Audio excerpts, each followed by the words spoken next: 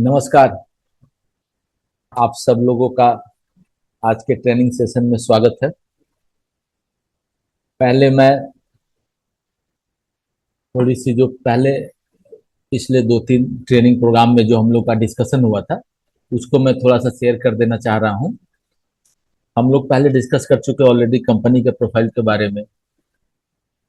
Company पिछले 30 सालों से सॉफ्टवेयर इंडस्ट्री में काम कर रही है, ऑल ओवर इंडिया में काम करती है। इसका प्रोडक्ट है पीएमएस के नाम से, बिलिंग स्टॉक इन्वेंट्री अकाउंटिंग के लिए। वो ऑल ओवर इंडिया में चलता है। इसका सीआरएम ऑलरेडी सॉफ्टवेयर बना हुआ है, ट्रस्ट का सॉफ्टवेयर है, ऑनलाइन एग्जामिनेशन मैनेजमेंट है, बहुत सारे सॉफ्टवेयर बने हुए, 20 से 25 सॉफ्टवेयर है, लेकिन मेन फोकस अभी हम लोगों का billing stock inventory and accounting के सॉफ्टवेयर पे है। इसके बाद सर्विसेज में कंपनी डील करती है। आपको आपको digital marketing, website development, custom software development, इन सब चीजों पे भी कंपनी डील करती है। इसके बारे में भी हम लोग आगे डिस्कस करेंगे।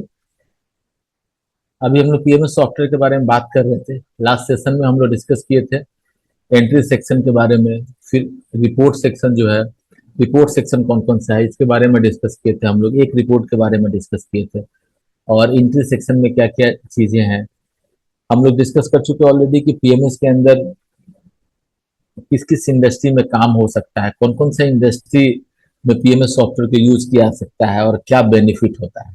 ये सब चीज हम लोग डिस्कस कर चुके हैं।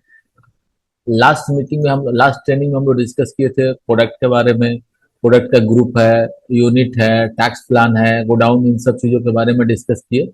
और आज हम लोगों का डिस्कशन है अकाउंट के बारे में। कल डिस्कशन हुआ था, आज हम लोग का डिस्कशन है आपको रेफर बाई और कर्सर मूवमेंट प्लान का कल डिस्कशन हो चुका था। आज हम लोगों का डिस्कशन है master for discount and scheme plan. अब हम लोग master for discount and scheme plan क्या है, अब पहले हम लोग इस पर बात करते हैं।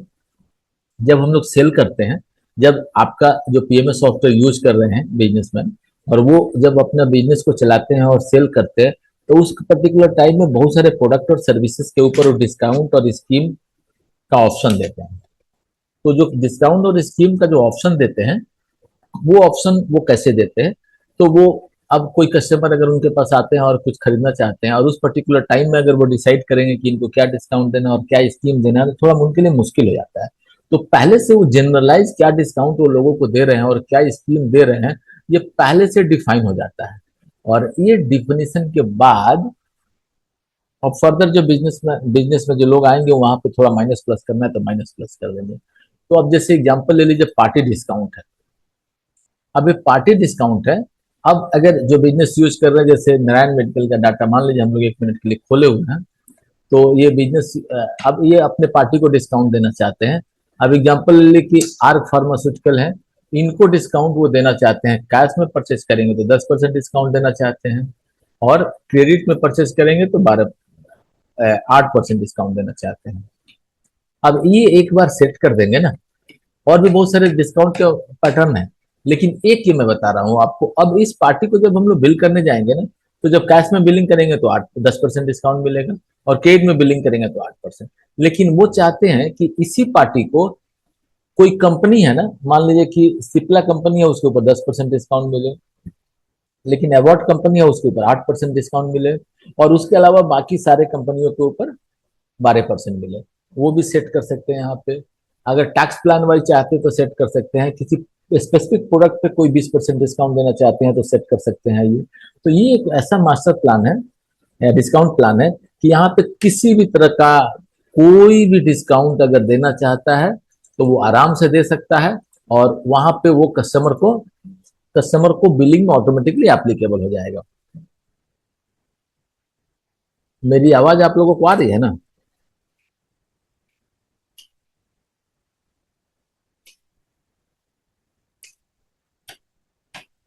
एक बार कंफर्म कर दीजिएगा आप लोग, मेरी आवाज आप लोगों को आ रही है ना? चैट बॉक्स में आप लोग लिख दीजिए जस्ट। तो ये जो, ठीक है, thank you, thank you Shailendra ji, आपने कंफर्म कर दिया। ठीक है। तो अब यहाँ पे किसी भी तरह का जो डिस्काउंट मास्टर है, वो सारे डिस्काउंट मास्टर को हम लोग यहाँ सेट कर सकते हैं।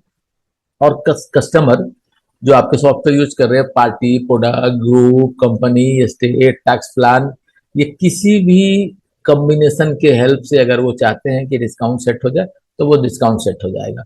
और इसका एप्लीकेशन, इसका इम्प्लीकेशन कहाँ मिलेगा उनको, तो इनका इम्प्लीकेशन उनको मिलेगा आपको बिलिंग करते हुए। जैसे मैं जस्ट एक चलता हूँ, आप लोगों को दिखा देता हूँ। अभी मैं बिलिंग कर रहा हूँ, ठीक है। और अभी मैं एक पार्टी सेलेक्ट कर रहा हूँ।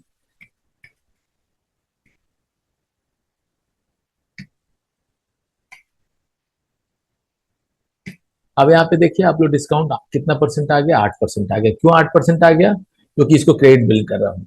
अगर मैं इन पार्टी को कैश बिल करूंगा, और तब देखिए आप लोग यहाँ पे डिस्काउंट कितना आ गया, तो 10% आ गया। मतलब हो गया कि यहाँ पे जो मास्टर प्लान सेट हुआ पार्टी डिस्काउंट में, तो इसमें हमने जो डिस्काउंट सेट किया इसका इम्प्लीकेशन आपको वहां पे आने लगा। तो डिस्काउंट के केसेस में क्या होगा कि एक बार हम पूरा बैठ के प्लान कर दिए, बिजनेसमैन अपना प्लान कर देंगे और उसके हिसाब से ऑटोमेटिकली काम करते रहेगा। कॉम्बो डिस्काउंट है।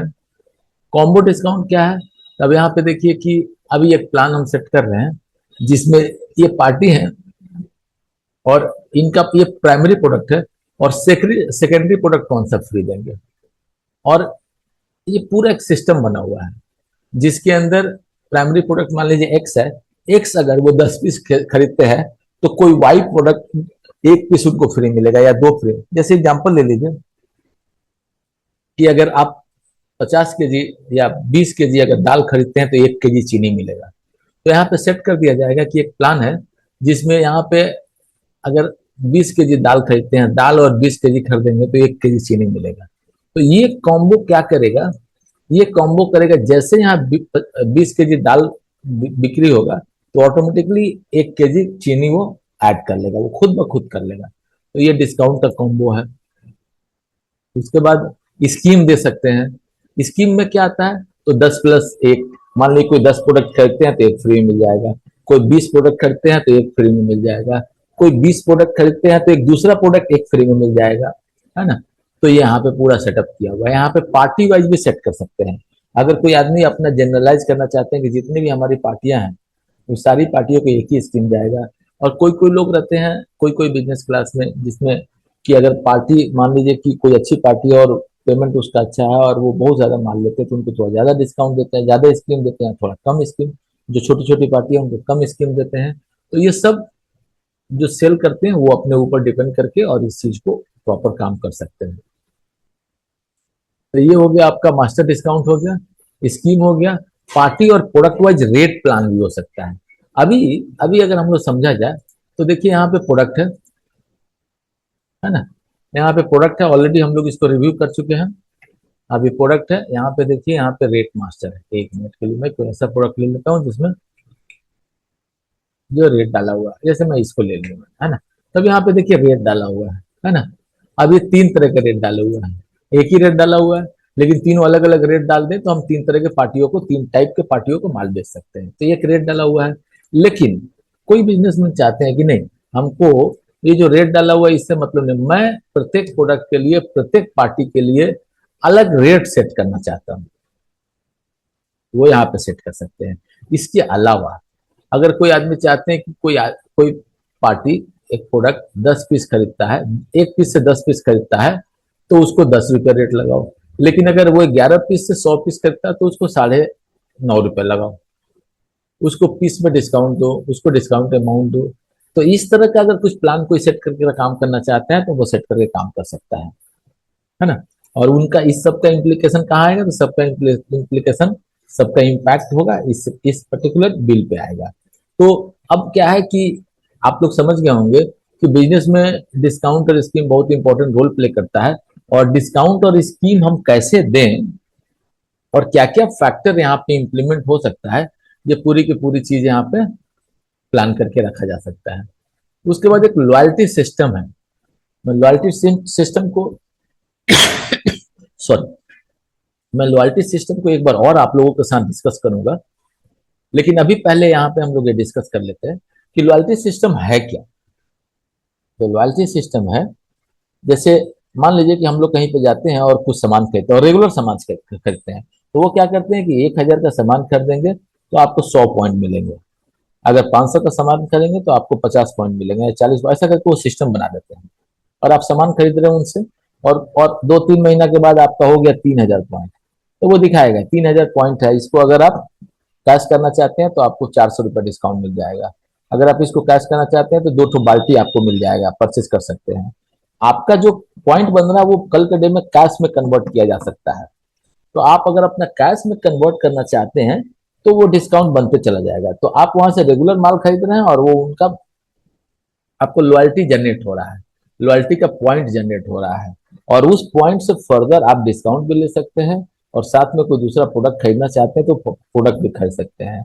तो ये पूरा का पूरा एक सिस्टम इंप्लीमेंट होता है इसमें, जो कि मार्केटिंग का बहुत इंपॉर्टेंट पार्ट होता है। छोटे छोटे मॉल होते हैं, उन सब मॉल्स में ये लॉयल्टी प्रोग्राम खूब चलता है, जिससे कि क्या होता है कि उनके कस्टमर रेगुलर उनके पास से सामान ले जाते हैं, और वो पॉइंट के फॉर्मेट में फिर उनको डिस्काउंट देते हैं, और वो अपने कस्टमर को रिटेन करते हैं। तो इसको पूरा सिस्टम को हम लोग एक बार फिर पढ़ेंगे, क्योंकि समझेंगे कि पूरा एक बड़ा सिस्टम है ये।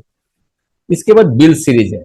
ये बिल सीरीज क्या है? अभी जैसे देखिए, हम लोग यहाँ बिल बनाने जाते हैं ना, यहाँ बिल बनाने जा रहे हैं, तो देखिए यहाँ पे क्या है, ये सीरीज आ रहा है एन और टी, इसको बिल सीरीज बोला जाता है।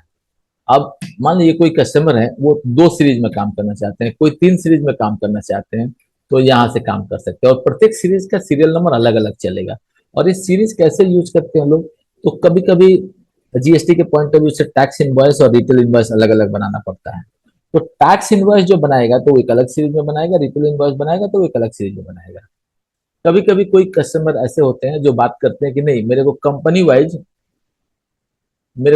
वाइज आप डिस्काउंट, मेरे को कंपनी वाइज आपको बिल बनाना है। माने मैं 10 कंपनी का काम कर रहा हूं, तो दसों कं,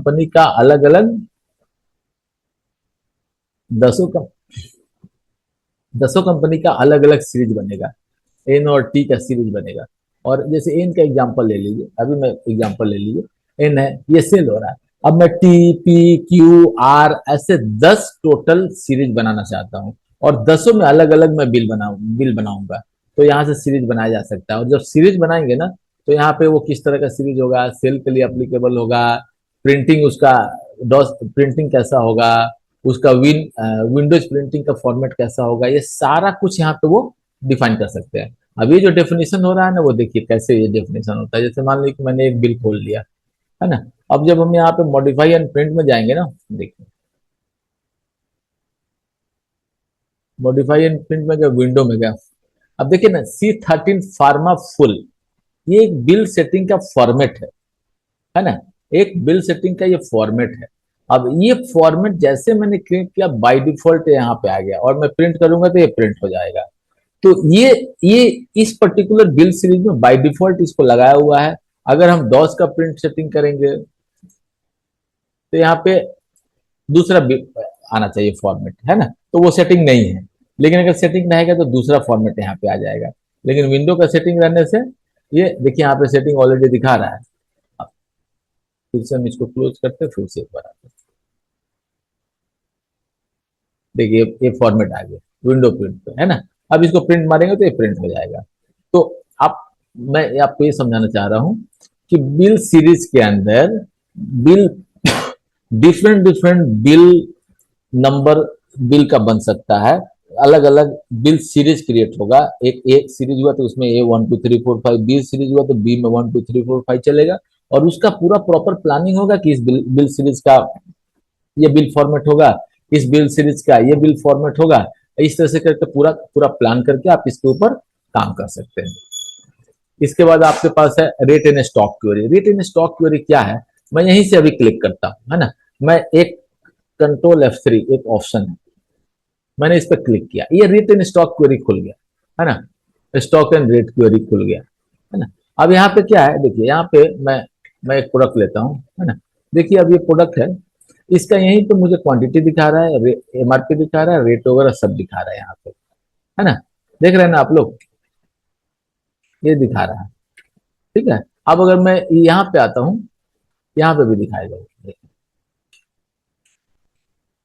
देख रहे हैं ना आप लोग, ठीक है। अब ये क्या है, यहीं पे देखिए, अगर मैं क्वांटिटी और 12 पीस दे दूं ना, और इंसर्ट प्रेस कर दूं, चाहे मैं ऑर्डर जनरेट कर दूं, तो ऑर्डर जनरेट कर देगा। मैं 15 पीस ले लूं, है ना, और इंसर्ट दबा दूं तो ये ऑर्डर जनरेट कर देगा, है ना। मैं 20 पीस ले लूँ और यहाँ पे ऑर्डर जनरेट कर दो तो ऑर्डर जनरेट कर देगा। क्लियर होगा ना। अभी ऑर्डर जनरेट क्या कर रहा है, अभी एग्जाम्पल ले लीजिए, इसको कैसे यूज करते हैं। अभी आप सेल बिल काट रहे हैं ना, सेल बिल यहाँ काट रहे हैं, अभी ये प्रोडक्ट में गए है ना, और आपको अभी 32 क्वांटिटी का ऑर्डर आ गया या 25 क्वांटिटी का ऑर्डर आ गया है ना।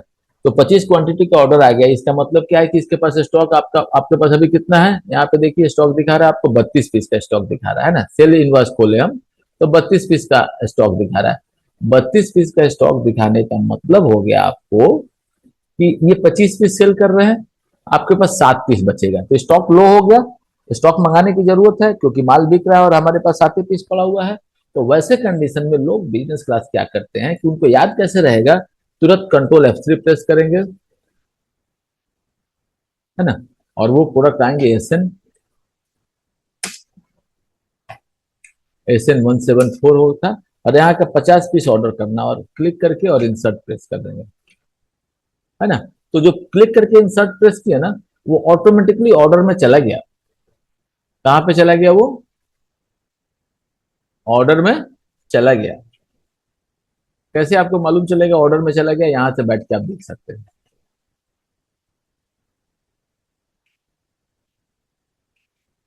यहां से देखा जा सकता है कि ऑर्डर में चला गया, वो लंबा है ना, देखिए ये सब ऑर्डर में गया हुआ है। तब क्या हुआ कि जो बिजनेसमैन जो काम कर रहे हैं ना, यहाँ 25 पीस का बिलिंग तो कर दिया उन्होंने, लेकिन साथ में मुझे इस प्रोडक्ट का कल परचेज करके लाना है, चाहे परसों परचेज करके लाना है, इसके लिए प्लानिंग उन्होंने यहीं पे सेट कर दिया। और इस प्लानिंग को सेट करने से उनको बेनिफिट क्या हुआ कि अब अगर वो परचेज ऑर्डर में जब जाएंगे ना, अभी हम लोग आगे पढ़ेंगे परचेज ऑर्डर में, परचेज ऑर्डर में जब जाएंगे और जब यहाँ हम लोग पहुंचेंगे है ना, और यहाँ पे डेली ऑर्डर क्वांटिटी का हम लोग आज का डेट का अगर हम लोग लेते हैं, आज कितना तारीख है, एक तारीख है ना, 1 तारीख से 1 तारीख के बीच का, तो जितना हमने प्रोडक्ट का ऑर्डर दिया था ना वो सीधा यहाँ पे आ गया। तो अब क्या हुआ फायदा, यहाँ पे देख रहे हैं आप लोग ना, यहाँ पे आ गया। अब इसका फायदा आपको क्या हुआ कि कंट्रोल F3 प्रेस करके ये आपको rate in stock query control plus F3 है, कंट्रोल प्लस F3 प्रेस करके आप कहीं से भी, यहां से भी क्लिक करके जाएंगे और कहीं भी प्रोजेक्ट पर रहेंगे ना, वहां से क्लिक काम करते वक्त आपको कहीं भी याद आया, चाहे कहीं भी ऐसा सिचुएशन हुआ कि कोई माल बिक रहा है और मेरे पास स्टॉक घट रहा है, तो कंट्रोल F3 प्रेस किया, वहां रेट इन स्टॉक भी देख सकते हैं, चाहे में ऑर्डर भी जनरेट कर दिया। और वो ऑर्डर जनरेट करने की वजह से आपका परचेज ऑर्डर बन के तैयार हो गया। अब रात में आप क्लोज कर रहे हैं, क्लोज करने से पहले आपको देखना है कौन कौन सा प्रोडक्ट कल मंगाना है, कल की तैयारी करनी है। तो परचेज ऑर्डर में गया, एक क्लिक प्रेस किया, जितना ऑर्डर आपने जनरेट किया तो वो आपके सामने आ गया, और आप उसको फिर प्रिंट करके आप एक रेडी कर लिए कि कल भाई इस आदमी को जाना है मार्केट में, सारा सामान लेकर आना है, क्योंकि मेरा स्टॉक कल ये आज आज बिका है तो खत्म हो रहा है या कल खत्म हो जाएगा। क्लियर हुआ आप लोगों को। तो ये रेट इन स्टॉक क्वेरी का कॉन्सेप्ट है। प्रोडक्ट कन्वर्सन क्या है, ये भी एक अच्छा खासा बड़ा टॉपिक है, मैं इस पर बात कर रहा हूं। जैसे सबसे पहला नंबर ये हो गया कि अभी मान लीजिए एक मॉल है, और उस मॉल में वो लोग क्या करते हैं कि अपना 2 केजी 5 केजी का एक प्रोडक्ट क्रिएट कर लेते हैं, और 2 केजी 5 केजी का एक प्रोडक्ट क्रिएट करेंगे और उस प्रोडक्ट को बेचेंगे।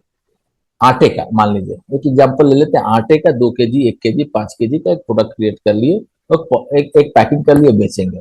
तो अभी वो उसके लिए क्या करेंगे ना, उसके लिए कहीं से मैंने मैंने आपको आटा चक्की से 50 किलो 100 किलो का बोरा लेकर आएंगे और 10 बोरा लेकर आए, और एक आदमी को बैठा के और पैकेट में 2-2 केजी का पैकेट बनवा दिए है ना, और 2-2 केजी का पैकेट बनवा के रख दिए और काम होने लगा, बिकने लगा माल। अब यहाँ पे पॉइंट क्या है कि वो खरीद के क्या लाए, तो खरीद के 50 केजी का बोरा लाए, और बेच क्या रहे हैं, तो बेच रहे हैं 2 केजी और 5 केजी के पैकेट में आटा को। समझना है आप लोगों को। तो अब वहां पे काम कैसे होगा, जब परचेज करेंगे आप, तो परचेज करेंगे तो आपका 50 केजी का बोरा परचेज कर रहे हैं, आटा 50 केजी का एक पैकेट खरीद रहे हैं, और सेल क्या कर रहे हैं, 2 केजी और 5 केजी है, तो कैसे सेल करेंगे। यहाँ तो आप 2 केजी 5 केजी सेल नहीं कर पाएंगे, मुश्किल होगा। वैसा कंडीशन के लिए ये प्रोडक्ट कन्वर्सन का पूरा कॉन्सेप्ट अप्लाई होता है, और साथ में इसी से एसोसिएटेड यहाँ प्रोडक्शन है। अब प्रोडक्ट कन्वर्सन में क्या आपको मिलेगा, तो प्रोडक्ट कन्वर्सन में पहले ग्रुप को डिफाइन करते हैं। अब यहाँ पे ग्रुप डिफाइन होगा, रॉ मटेरियल क्या है, पैकिंग मटेरियल क्या है और फिनिश गुड्स क्या है। अब यहाँ पे आप रॉ मटेरियल क्या है भाई, तो जो 50 केजी का बोरा खरीद के आया ना वो रॉ मटेरियल है, क्योंकि उसी में से निकालकर 2 केजी और 5 केजी का प्रोडक्ट बनेगा। और जो 2 केजी का प्रोडक्ट बनेगा ना, उसके साथ दो तीन चीज लगेगा। एक तो 2 केजी आटा चाहिए, एक पॉलिथीन चाहिए 2 केजी का जिसमें पैकिंग होगा, और उस पर एक लेबल चाहिए जिस पे लेबल लगेगा कि भाई ये 2 केजी का है आटा और इसका प्राइसिंग भी है। तो ये 3 मटेरियल लगेगा। तो 2 मटेरियल क्या हुआ, पैकिंग मटेरियल हुआ, उसका पॉलिथीन और उसके ऊपर स्टिकर लगा। और रॉ मटेरियल क्या हुआ, तो 50 केजी का बोरा हुआ जिसमें से 2 केजी निकलेगा। और फिनिश गुड क्या होगा, तो फिनिश गुड होगा आटा 2 केजी, श्याम आटा 2 केजी, ये फिनिश गुड होगा। तो अब यहाँ पे रॉ मटेरियल 50 केजी लगेगा, 50 यहाँ पे 25 आपको यहाँ पे ये पॉलिथीन लगेगा, 25 स्टिकर लगेगा, और आउटपुट क्या होगा, तो आउटपुट होगा 25 केजी, 25 पीस 2 केजी का आटा, सॉरी। तो अब यहाँ पे पहला पॉइंट क्या होता है, डिफाइन कर दिया जाता है कि आपको रॉ मटेरियल, पैकिंग मटेरियल और फिनिश गुड्स क्या है, यहाँ डिफाइन कर दिया जाएगा। और डिफाइन करने के बाद जो मैं अभी डिस्कस कर रहा आप लोगों से कि 5 केजी, ये 2 केजी का बनेगा, उसका कन्वर्सन मास्टर बनता है। अभी कन्वर्सन मास्टर में क्या डाला जाएगा, तो कन्वर्सन मास्टर में डाला जाएगा कि यहाँ पे श्याम आटा, मतलब श्याम एक ब्रांड हो गया, श्याम आटा 2 केजी, आउट क्वांटिटी कितना होगा भाई, तो आउट क्वांटिटी 2 केजी होगा। यूनिट कितना होगा, तो यूनिट डाल देंगे। इन क्वांटिटी कितना होगा, तो इन दूसरा जो प्रोडक्ट बना हुआ है वो प्रोडक्ट आएगा, और उसमें इन कितना होगा, तो 2 केजी होगा।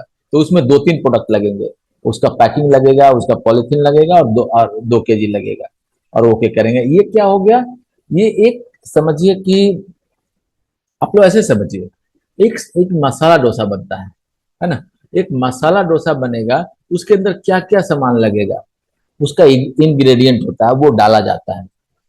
उसमें आटा इतना लगेगा, उसमें मैदा लगेगा, उसमें आपको सब्जी भाजी लगेगा, वो उसमें नमक लगेगा, तेल लगेगा, बहुत सारी चीजें हैं उसमें।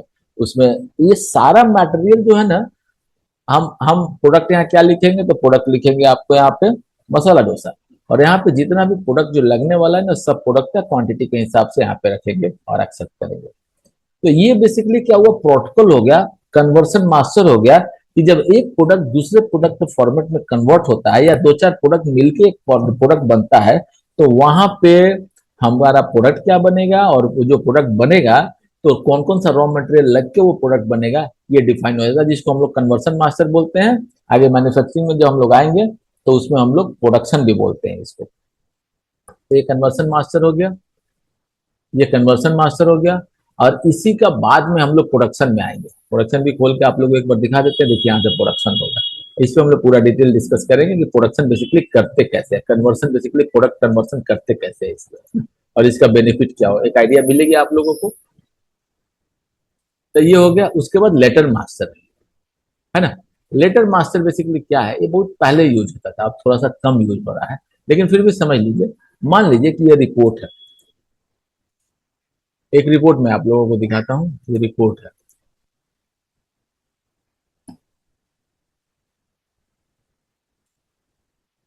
मान लीजिए कोई भी एक रिपोर्ट में खोल लेता हूँ,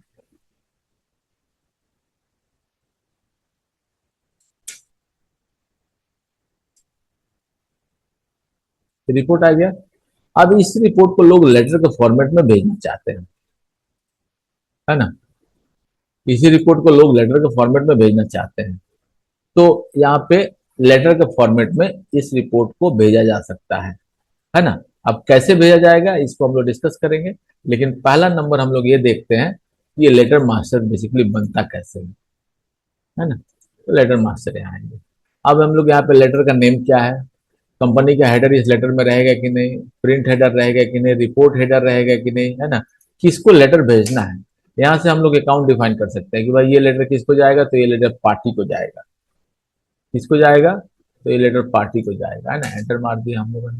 सब्जेक्ट मैटर क्या रहेगा इसमें, बॉडी में क्या रहेगा, डियर सर फलाना ठिकाना, और बॉडी टू में क्या रहेगा, और यहाँ पे रिपोर्ट जो रहेगा ना वो इंसर्ट हो जाएगा। कितने कितने लाइन गैप देंगे, सेव कर लेंगे, और उसके बाद लेटर रिपोर्ट को लेटर मास्टर के फॉर्मेट में भेज सकते। किसी को रिपोर्ट भेजना है तो उसके ऊपर हेडर फुटर लिखना पड़ता है, डियर सर ये वो सब लिखना पड़ता है। तो वो सब चीजों के लिए ये लेटर मास्टर बहुत हेल्प करता है, बहुत कम यूज है, लेकिन जस्ट आप लोगों को एक जानकारी होनी चाहिए कि ये बेसिकली काम कैसे करता है। ये लेटर मास्टर हो गया। उसके बाद मल्टी वाउचर टाइप का है, ये क्या है देखिए, एक समझना है हम लोगों को कि एक मनी रिसिप्ट यहाँ पे है, मन अकाउंट्स में आ गया हम लोग, मनी रिसिप्ट है, यहाँ पे पेमेंट वाउचर है, और यहाँ पे एक जर्नल है।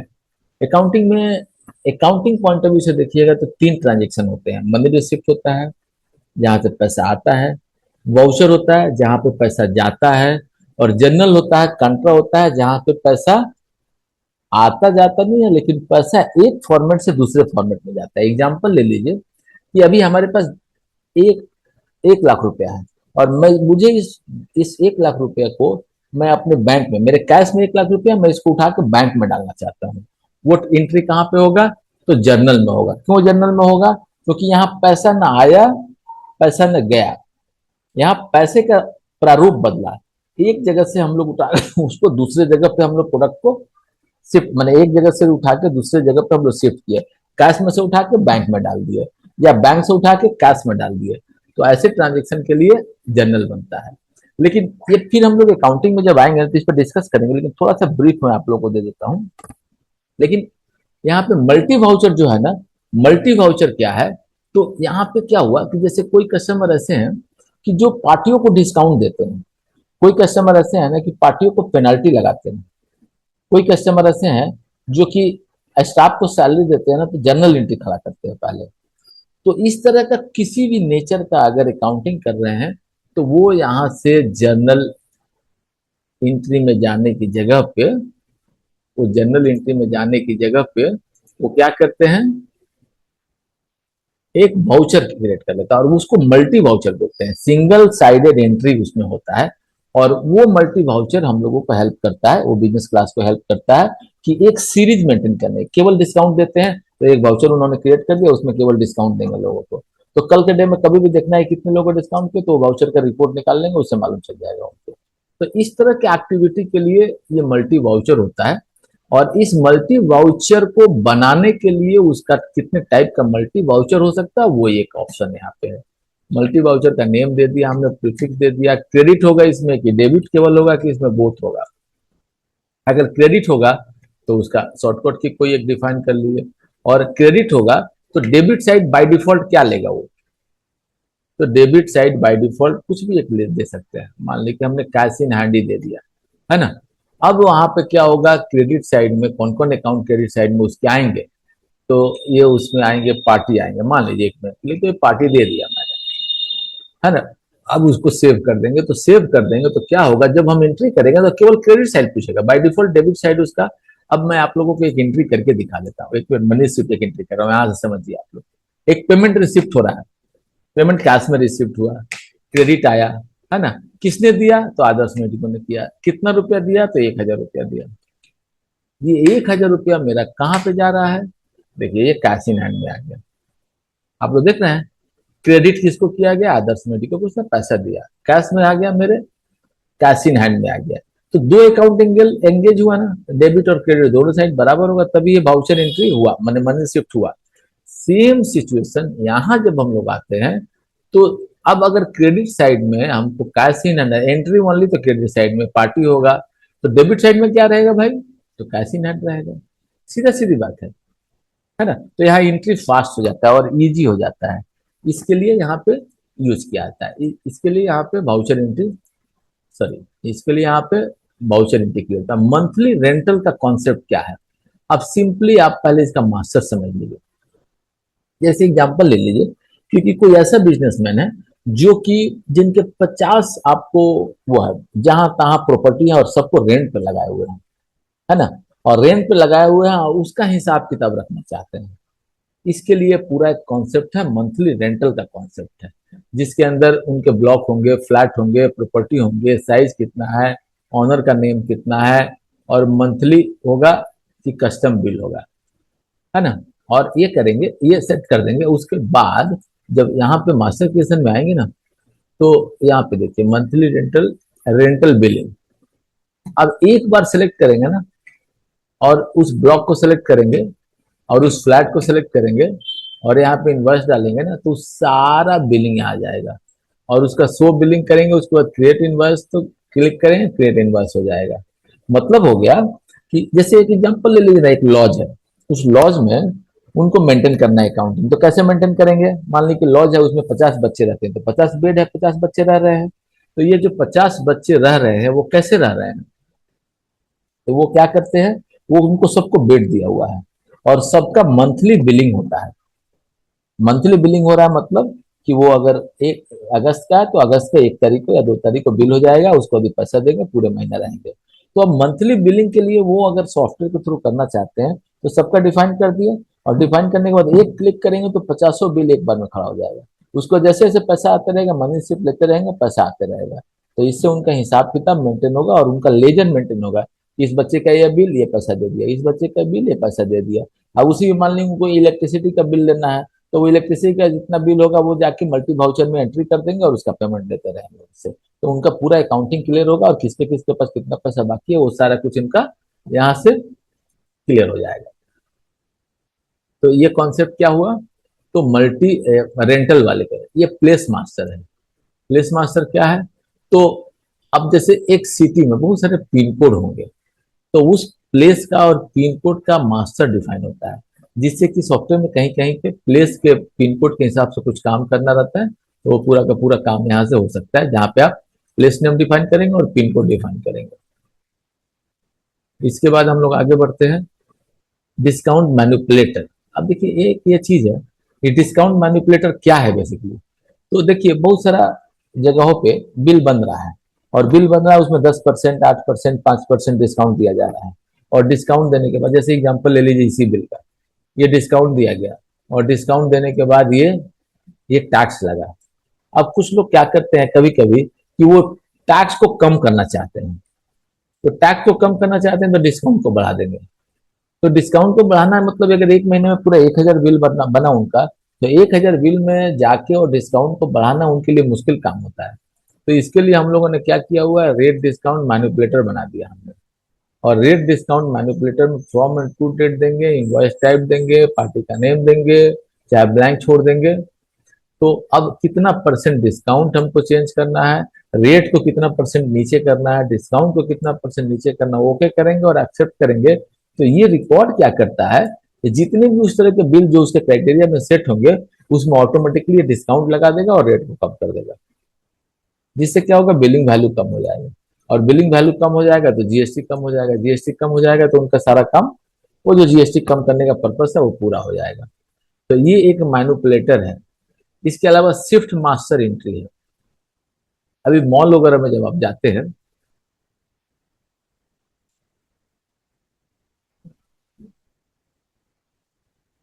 मॉल वगैरह में जाते हैं, तो शिफ्ट मास्टर में क्या होता है कि मल्टीपल शिफ्ट मास्टर बना दिया जाता है।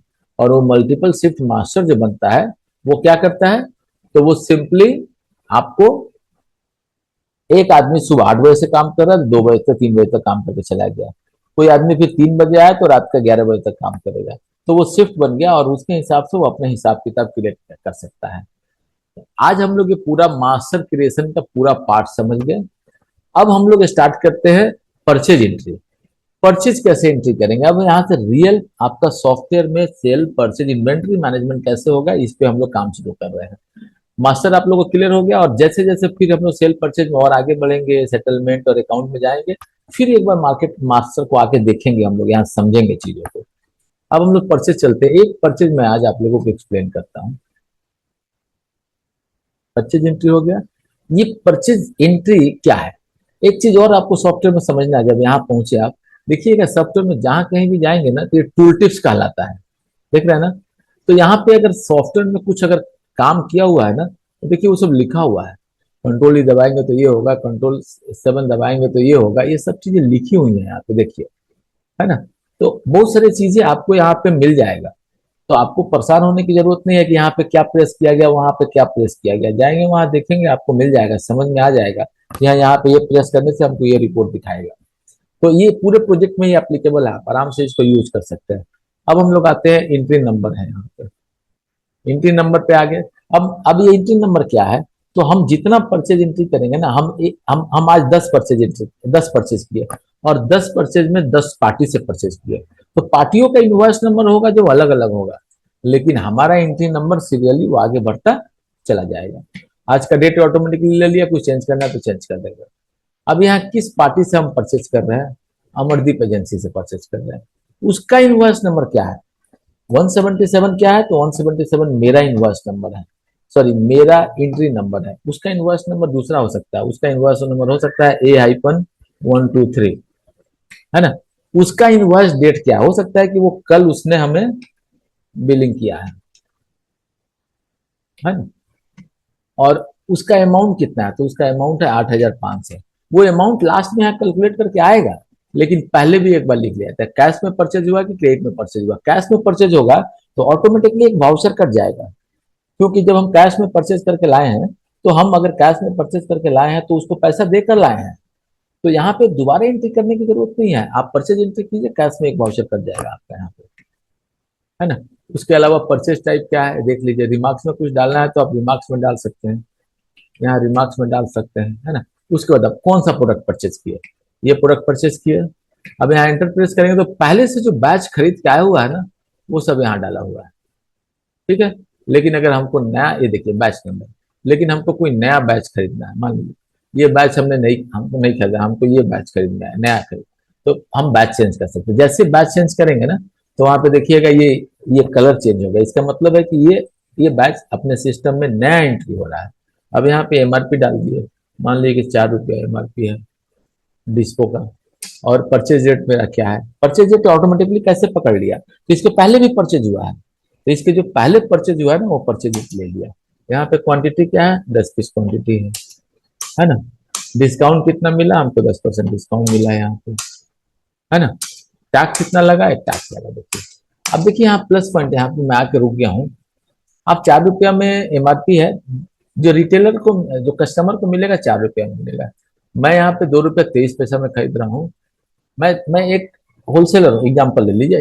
ये जो हम लोग सॉफ्टवेयर यूज कर रहे हैं, होलसेलर का यूज कर रहे हैं, और वो बेचेंगे कितने में? 279 में बेचेंगे। कितने में बेचेंगे? 279 में।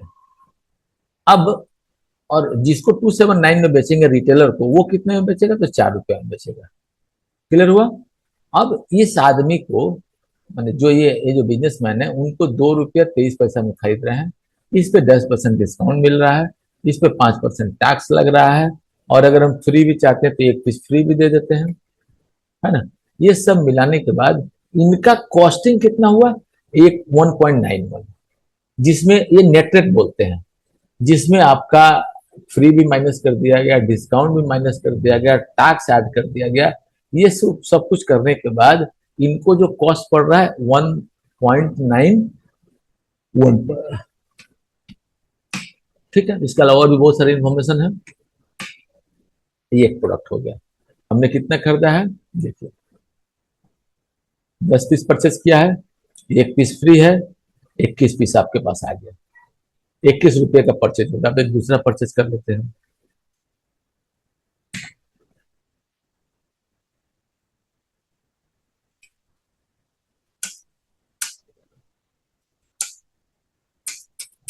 अब यहाँ पे हम 5 रुपये,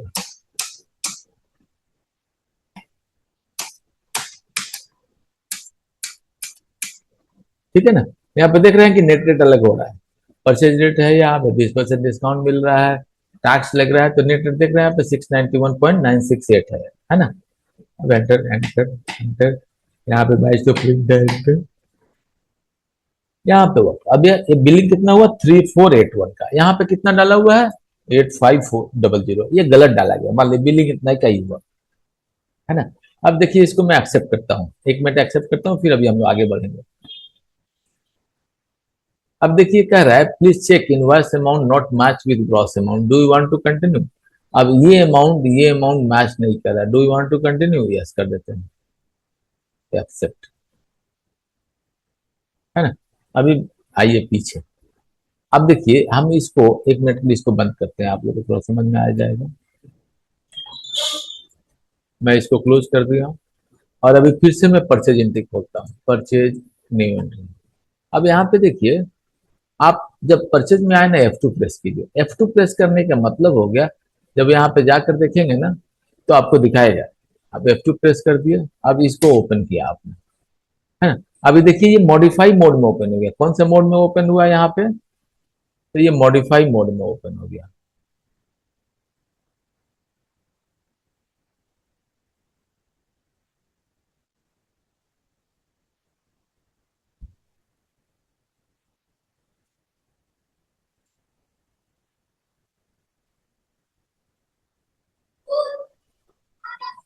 ठीक है, ये मॉडिफाई मोड में ओपन हो गया, है ना। अब मॉडिफाई मोड में ओपन होने का मतलब क्या हुआ कि अभी हम लोग इसको मॉडिफाई कर सकते हैं। हमारी गलती हो गई, 3481 यहाँ होना चाहिए था, तो अभी हम डिफाइन करके 3481 कर देंगे, है ना, और एंटर मार देंगे। अब इसको फिर मॉडिफाई करेंगे, देखिए वहाँ वैल्यू चेंज हो जाएगा। अब जितनी बार चाहे उतनी बार हम मॉडिफाई कर सकते हैं। यहाँ पे हम लोगों को अपना काम है। अब एग्जाम्पल ले लीजिए, मैंने जिससे खरीदा ये माल, अब पिछली बार मैं खरीदा था और उससे एक प्रोडक्ट मैंने खरीदा था और वो प्रोडक्ट गलत निकल गया, टूटा हुआ निकल गया, तो मैं इस बार खरीदने जाऊंगा तो उसको लौटा दूंगा। तो ये जब लौटाने की बारी आएगी ना, यहाँ पे देखिए परचेज रिटर्न। मान लीजिए कि वो ब्रेकेज मिल गया, मुझे एक कोई प्रोडक्ट मिल गया था जो ब्रेकेज मिल गया था।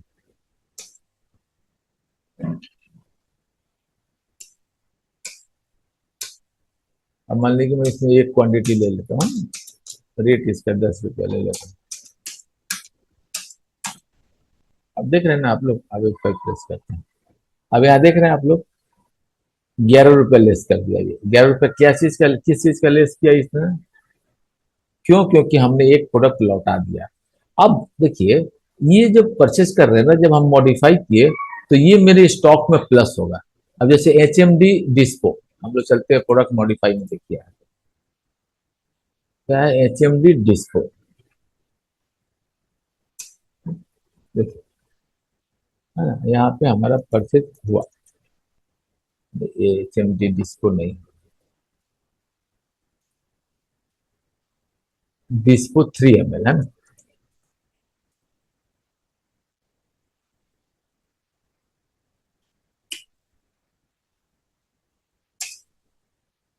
अब देखिए, है ना, यहाँ हम लोग जो परचेज किए वो 11 पीस परचेज किए, देख रहे हैं ना आप लोग। बैच नंबर ये आ गया, उसका रेट वगैरह जो डाले थे हमने, स्कीम डाला था, वो सब कुछ यहाँ पे आ गया, देख रहे हैं ना, नेट रेट भी यहाँ पे आ गया, है ना। तो ये तो प्रोडक्ट का मास्टर है, तो जाहिर सी बात है कि यहाँ पे आ जाएगा। लेकिन हम लोग को समझना ये है कि हमने एक परचेज एंट्री किया, जब एक परचेज एंट्री किया तो उसका स्टॉक प्लस हो गया। इस पार्टी अमरदीप एजेंसी के पार्टी के लेजर में, सप्लायर के लेजर में चला गया होगा, उसको एक पेमेंट भी ऑटोमेटिकली एंट्री हो गया होगा, है ना। ये सारी चीजें ऑटोमेटिकली हो जाएंगी। इस पर्टिकुलर प्रोडक्ट का लेजर भी देखेंगे तो चला जाएगा। जैसे कि अभी हम देखते हैं HMD डिस्पो 3 ml, एक रिपोर्ट देखते हैं, है ना। क्या देख रहे हैं? प्रोडक्ट का लेजर देख रहे हैं, स्टॉक है स्टॉक, और यहाँ पे लेजर देख रहे हैं ना। कौन सा प्रोडक्ट का लेजर हम देख रहे हैं? HMD 3 ml, है ना। अभी मल्टी ईयर मुझे नहीं देखना है।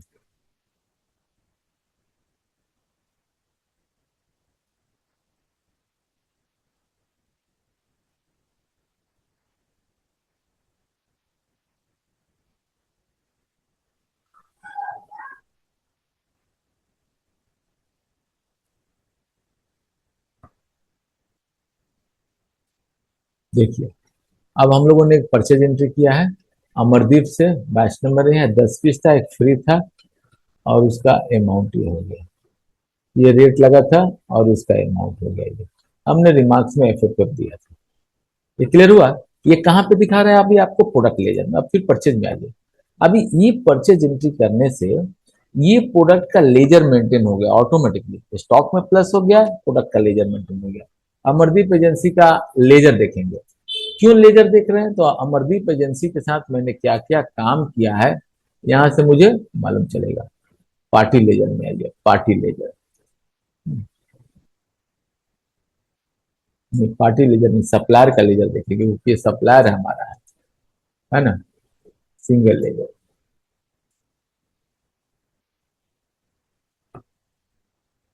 अमरदीप एजेंसी, यही था ना।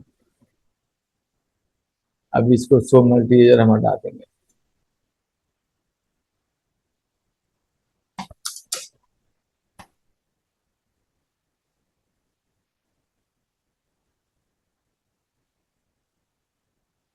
अब देखिए, हमने ये परचेज किया 174, और साथ में इनको 3481 एक वाउचर से पेमेंट भी हो गया। क्यों वाउचर से पेमेंट हो गया, आप लोग बता सकते हैं? अगर आप लोग बता सकते हैं तो चैट में लिख के मुझे बताइए, क्यों वाउचर से पेमेंट हो गया? क्योंकि मैंने एक परचेस किया 177, और ये पेमेंट भी हो गया वाउचर से 104 से। तो आपको देखना ये है, आप यहाँ पे आके विंडो में आप आ जाइए परचेज में। आपने जो ये परचेज किया उसको कैश में परचेज किया, तो कैश में परचेज किया इसका मतलब ये हो गया कि आप जो पैसा जितना परचेज किए उसके हिसाब से आप ऑलरेडी उसको पेमेंट किए, तभी वो कैश में परचेज हुआ। वो तो ये जो पेमेंट आपने किया, वो पेमेंट आपका यहाँ से कैश करने की वजह से ये ऑटोमेटिकली वाउचर में एंट्री हो गया। अभी आप वाउचर यहाँ देखिए, देखिए अमरदीप और काशीनाथ, अमरदीप को डेबिट किया गया और काशीनाथ को क्रेडिट किया गया, है ना। काशीनाथ से पैसा निकला यहाँ पे, ठीक है ना, और अमरदीप एजेंसी को दे दिया गया, तो उसका लेजर मेंटेन हो गया। अब मैं जो आप लोगों को एक्सप्लेन करना चाह रहा हूं, आप लोग समझिए कि एक परचेज एंट्री आपका हुआ, एक परचेज एंट्री हुआ आपका, और उसी परचेज एंट्री के बेस पे आपका टोटल ट्रांजेक्शन मेंशन हो गया। सेम चीज अगर इसी तरह का हम लोग सेल एंट्री करेंगे तो पूरा का पूरा ट्रांजेक्शन उसका ऑटोमेटिकली मेंटेन हो जाएगा, मेंटेन हो जाएगा। अब यहाँ पे केवल आपका ये लेजर मेंटेन हुआ और स्टॉक मेंटेन हुआ ऐसा नहीं है, ये लेजर मेंटेन हुआ पार्टी का, ये सेल्स का लेजर मेंटेन हुआ, इस डिस्काउंट का लेजर मेंटेन हुआ, इस डिस्काउंट का लेजर मेंटेन हुआ, इस टैक्स का लेजर मेंटेन हुआ, और ये पार्टी का लेजर मेंटेन हुआ, राउंड ऑफ का लेजर मेंटेन हुआ, ये सारे चीजों का लेजर मेंटेन हुआ। जैसे अगर हम लोग देखें सिंपली, एक पर्टिकुलर एक ट्रांजेक्शन होगा तो कुछ साइड क्रेडिट में जाएगा और कुछ साइड डेबिट में जाएगा। तो ये आपको अमरदीप एजेंसी इतना रुपया डेबिट हो गया, और ये क्रेडिट होगा, फिर ये क्रेडिट होगा, फिर ये क्रेडिट होगा, अगर ये माइनस में रहेगा तो क्रेडिट होगा, प्लस में रहेगा तो डेबिट होगा। तो इतने ट्रांजेक्शन इंपैक्ट करेंगे, तब जाकर ये अमरदीप का जो परचेज एंट्री किया है ना वो आपका सक्सेसफुल होगा। क्लियर हुआ कॉन्सेप्ट आप लोगों को?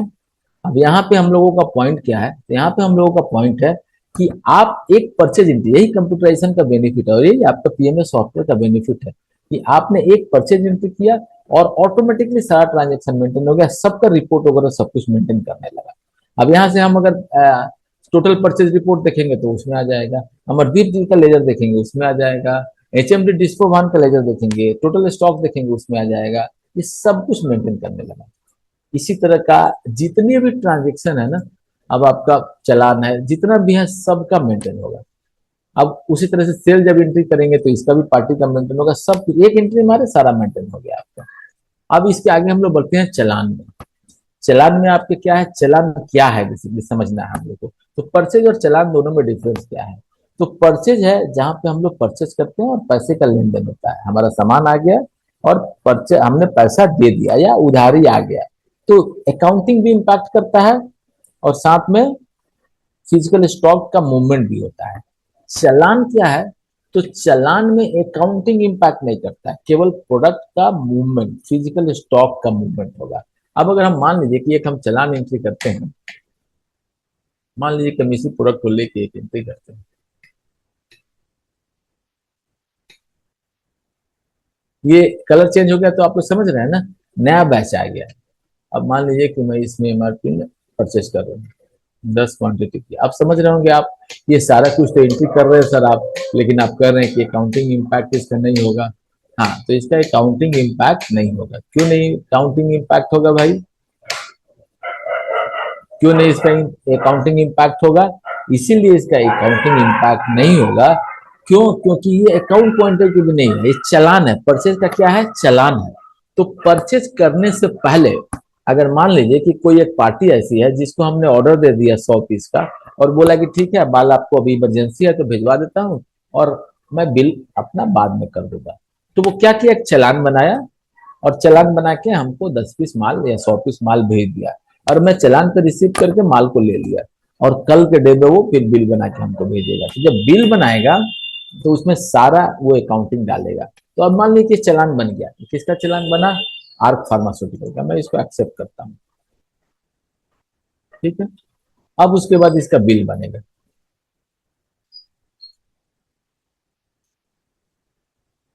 अब यहाँ देखिए बिल बनेगा, है ना। अभी जैसे मैंने देखिए यहाँ पे बिल बनेगा, कैसे बिल बन रहा है, तो जब परचेज में जाएंगे ना तो कन्वर्ट परचेज चालान टू परचेज इनवॉइस, तो जितने पेंडिंग चालान होंगे ना वो यहाँ आ जाएंगे। अब इसको मैं एक्सेप्ट करता हूँ, जब मैं एक्सेप्ट करूंगा तो ये डेट पूछेगा, है ना। उसके बाद ये पूछेगा कि किस बिल सीरीज में आपको चालान बना, तो कोई बिल सीरीज नहीं है, आज का डेट में बनाना है, बना दीजिएगा, एक ही है, एक्सेप्ट कर दीजिए। ये मल्टीपल चालान सिंगल कंप्लीटेड सक्सेसफुली, चालान वन कन्वर्टेड। अब देखिए, अब यहाँ पे जब आप आएंगे, पहले तो मैं चालान में आपको दिखाता हूँ, चालान अभी भी है यहाँ, है ना, लेकिन ये कन्वर्ट हो गया। अब इसको हम लोग मॉडिफाई करने जाएंगे ना, तो ये मॉडिफाई नहीं होगा, क्यों, क्योंकि ये कन्वर्ट हो गया। तो जब ये कन्वर्ट नहीं हुआ था, उसके पहले अगर हम लोग स्टॉक जाकर देखते ना, तो ये चालान का दिखाता, चालान से इतना इतना माल निकला हुआ है, इतना माल आया हुआ है। लेकिन अभी कन्वर्ट हो गया जैसे ना, तो इस चालान का अस्तित्व खत्म हो गया, अब ये बिल में, परचेज बिल में चला गया।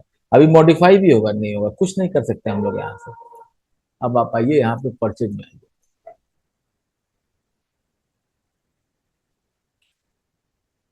अभी देखिए वही प्रोडक्ट यहाँ पे परचेज में आ गया, आ गया ना। अब ये चालान परचेज में कन्वर्ट होके आ गया और क्रेडिट में आया है। अगर हम यहाँ कैश करके मॉडिफाई कर देना तो पेमेंट इसका हो जाएगा ये। तो परचेज और चालान आप लोगों को क्लियर हो गया। परचेज क्या है, तो चालान क्या है, तो परचेज के पहले का डॉक्यूमेंट है। अगर हमको अभी ट्रांजेक्शन नहीं करना है, अभी हमको लेन देन, पैसे का लेन देन नहीं करना है, अभी केवल माल हमको भेज देना है, तो हम पहले चालान बनाएंगे और माल को भेज देंगे।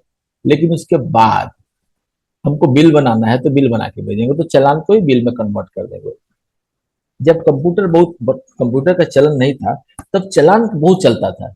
चालान का फॉर्मेट होता था, उस पर प्रोडक्ट लिखा गया, बैच नंबर लिखा गया, रेट वगैरह सब लिखा गया, माल निकल गया। उसके बाद वो चालान अकाउंट के पास जाता था, अकाउंट से उस प्रोडक्ट को मिलाता था कितना भेजा जा रहा है, और उसके बाद उसके हिसाब से बिल बनाता था। तो कुछ गड़बड़ हुआ तो चालान में ही चेंज हुआ, बिल में मॉडिफाई नहीं हुआ। लेकिन अभी आज के टाइम में कंप्यूटर होने की वजह से अगर कुछ भी परचेज में गड़बड़ हुआ, तुरंत फिर चेंज करके प्रिंट मार देंगे हम लोग, फ्रेश हो जाएगा। तो यहाँ पे चालान, आज के डे में चालान का बहुत ज्यादा यूटिलिटी नहीं है, लेकिन अभी भी बहुत सारे लोग चालान यूज करते हैं, चालान से मान लेते हैं। जैसे इसका एक एग्जाम्पल हम आपको दे देते हैं। जैसे मान लीजिए कि कोई मंडी है, वहां पे दो डिस्ट्रीब्यूटर है, एक डिस्ट्रीब्यूटर 10 कंपनी का है और एक दूसरा डिस्ट्रीब्यूटर भी 10 दूसरे कंपनी का है। अब वो लोग आपस में क्या करते हैं ना, दिन भर ये जो 10 कंपनी का जो ए डिस्ट्रीब्यूटर है वो 10 कंपनी का डिस्ट्रीब्यूटर है, और बी जो है वो भी 10 कंपनी। तो अब क्या करते हैं कि जो ए जो है ना वो दूसरे 10 कंपनी का जो माल है ना बीच बीच में मंगाते रहते हैं, और उनके पास जो ग्राहक आते हैं उनको सेल करते रहते हैं। और जो बी वाले हैं ना वो ए से भी मंगाते रहते हैं, पूरा दिन भर मंगाए, 2-3 दिन मंगाए, और उसके बाद एक बार बैठेंगे अपना चालान लेके और बोलेंगे इसको बिल में कन्वर्ट कर दो। वो भी अपना चालान लेके बैठेंगे और उसको बोलेंगे बिल में कन्वर्ट कर दो। बिल में कन्वर्ट करके चालान क्लियर हो गया, बिल बन गया, पैसे का लेन देन हो गया। मान लीजिए कि इन्होंने उनको 1 लाख का माल दिया, उन्होंने 75,000 का माल दिया, तो 25,000 रुपये इनको दे देगा, फिनिश हो गया, आपका कैश का काम हो गया वहां पे। तो उस कंडीशन में भी चालान का बहुत ज्यादा यूटिलाइजेशन होता है। उसके बाद हम लोग आते हैं यहाँ पे, स्कीम सर्कुलर है। परचेज के केस में, परचेज जो परचेज होता है, तो वो स्कीम बनाते हैं अपने पार्टियों के लिए, और स्कीम बनाकर लोगों को देते हैं प्रिंट आउट करने का। इसका कोई स्टॉक से मतलब नहीं है, अकाउंटिंग से मतलब नहीं है। तो ये परचेज हो गया, आपका परचेज स्कीम हो गया। जस्ट प्रिंट आउट, एंट्री करके प्रिंट आउट कर देना है। परचेज ऑर्डर, जो अभी हम लोग थोड़ा देर पहले देखे थे, है ना। अब यहाँ पे मैं डेली मार्टिंग पे क्लिक करता हूँ और ओके कर देता हूँ। देखिए अभी जितना मैंने डेली मार्टिंग कंट्रोल F3 करके जो ऑर्डर मेरा खत्म हो रहा है उसको मैंने यहाँ पे स्टोर कर लिया था। अब वो यहाँ पे एक बार एक्सेप्ट करेंगे, ऑर्डर बन जाएगा। ये भी एक बहुत बड़ा कॉन्सेप्ट है, product mean, max quantity, based on sale, by stock, number of days, इन सब चीजों को मैं कल अब डिस्कस करूंगा। और कैसे ऑर्डर जनरेट होगा, कैसे, क्योंकि बिजनेस, अगर अगर कोई बिजनेस क्लास है तो उनका ऑर्डर, उनका स्टॉक मेंटेन रहे, उनके पास स्टॉक प्रॉपर रहे, इन सब चीजों के लिए उनको बहुत मेहनत करना पड़ता है। क्यों उनको मेहनत करना पड़ता है? क्योंकि अगर सारा स्टॉक उनके पास अवेलेबल नहीं रहेगा जो उनके पास बिकता है, तो कस्टमर आएंगे और पूछेंगे और स्टॉक नहीं और चले जाएंगे, तो फिर दोबारा नहीं आएंगे, तो बिजनेस हैम्पर करता है। उसके लिए उनका स्टॉक प्रॉपर, मतलब जित जित जो उनका फ्लो है, अगर एक महीने में कोई प्रोडक्ट अगर वो 100 पीस बेचते हैं, तो हमेशा उनके पास 25-30 पीस का स्टॉक होना चाहिए। तभी जाके, अगर आज 25 पीस स्टॉक है, कल 5 पीस हो गया, तो 2 दिन में ऑर्डर देकर फिर मंगा लेंगे, फिर 2 दिन में ऑर्डर देकर मंगा लेंगे। तो ये स्टॉक, ये परचेज बहुत इंपॉर्टेंट रोल प्ले करता है। इसमें 2-3 इन्फॉर्मेशन सब डाले हुए हैं। कल मैं सारे चीजों को आप लोगों के साथ डिस्कस करता हूँ, और उसके बाद हम लोग आगे बढ़ेंगे परचेज में, फिर सेल में आएंगे। कल सेल का पूरा डिटेल हम लोग डिस्कस करेंगे, है ना। आप लोगों को कैसा लगा, या आप लोगों को कुछ इंप्रूवमेंट की जरूरत है, लगता है कि कुछ और चीज सीखने की जरूरत है, तो आप लोगों का सबका अलग अलग ग्रुप बना हुआ है, व्हाट्सएप ग्रुप बना है, उसमें आप जरूर डाल सकते हैं। उसमें मेरा भी एक नंबर व्हाट्सएप का है, जिसमें अगर आप कुछ मैटर, अगर आप कुछ कमेंट करते हैं और डालते हैं, तो मुझे भी वो दिखता है, तो मैं उसके हिसाब से फिर अलाइनमेंट कर दूंगा ट्रेनिंग का, है ना। ठीक है, थैंक यू आप सब लोगों को जुड़ने के लिए। Thank you.